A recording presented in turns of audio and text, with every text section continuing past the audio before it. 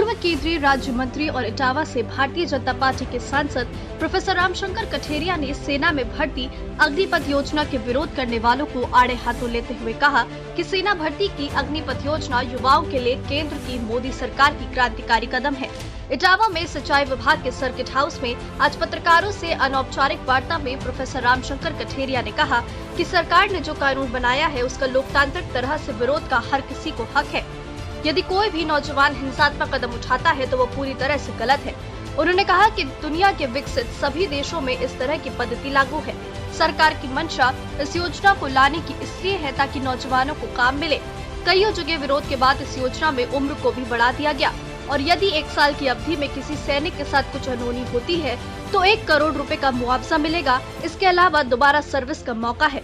कठेरिया ने कहा कि इस योजना को लेकर राजनीतिक दलों की ओर से दुष्प्रचार किया जा रहा है जो कहीं से भी सही नहीं है। इस योजना के अंतर्गत देश के नौजवानों को अधिक से अधिक सेना में रोजगार का मौका मिलेगा।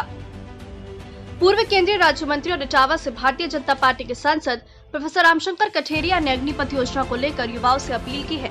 उन्होंने कहा कि सरकार ने जो कानून बनाए हैं, कानून के विरोध करने का जो लोकतांत्रिक ढंग है वो भी संविधान में निहित है। लोकतांत्रिक ढंग से विरोध करने का अधिकार सभी को है। हिंसात्मक तरीके से अगर कोई युवा कदम उठाता है ये पूरी तरह से गलत है।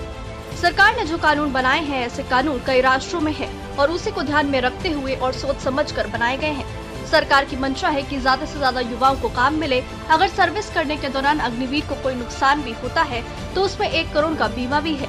ये योजना युवाओं के हित के लिए है। केंद्र सरकार की ओर से लाई गई अग्निपथ योजना का युवा बहिष्कार कर रहे हैं। कई दिनों से लगातार युवा सड़कों पर निकलकर उग्र प्रदर्शन कर रहे हैं। विपक्ष भी लगातार युवाओं के साथ सरकार को घेरने पर लगा हुआ है और युवाओं का समर्थन कर रहा है। विपक्ष केंद्र सरकार की ओर से लाई गई योजना का जहां विरोध कर रहा है तो वहीं सत्ता पक्ष के नेताओं ने अग्निपथ योजनाओं को युवाओं के भविष्य के लिए इससे बेहतर बताया है। जनपद इटावा से संवाददाता रजत सिंह की रिपोर्ट। छोटी बड़ी हर खबर जानने के लिए क्वेश्चंस न्यूज को सब्सक्राइब करें, लाइक करें, शेयर करें और अपनी प्रतिक्रिया हमें कमेंट करके जरूर बताएं।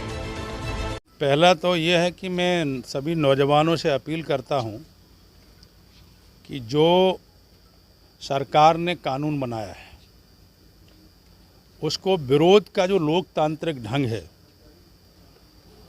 उस लोकतांत्रिक ढंग से विरोध करने का अधिकार सभी को है।